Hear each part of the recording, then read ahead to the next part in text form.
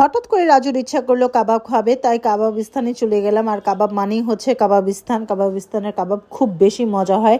দুই ছেলেকে নিয়েও অনেকদিন বের হওয়া হয় না, তো ভাবলাম যে সবাই মিলে একটু ঘুরে আসি।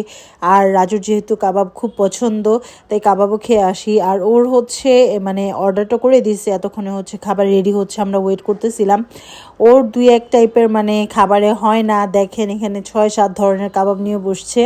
মানে এখন ওর মতো হচ্ছে আমার ছেলেরাও হয়ে গেছে, বাবার সাথে থাকতে থাকতে পুরো একদম বাবার ডিটু কপি হয়ে গেছে। তাদেরও হচ্ছে এখন দুই এক টাইপের, মানে ঘরে হোক বাহিরে হোক দুই এক আইটেম দিয়ে তাদের হয় না। তাদের অনেক অনেক মানে খাক বা না খাক, তাদের আর কি দেখতে হবে, সামনে থাকতে হবে, এই অবস্থা।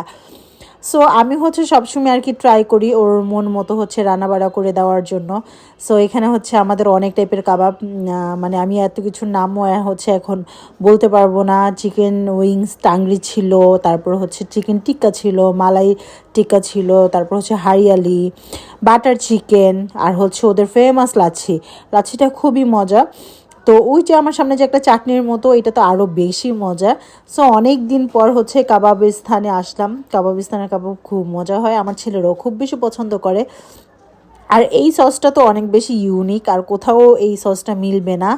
সো থ্যাংকস ফর ওয়াচিং, সবাই ভালো থাকবেন এবং দোয়া করবেন, আমার ভিডিওতে একটা লাইক করে দিবেন। আল্লাহ হাফেজ।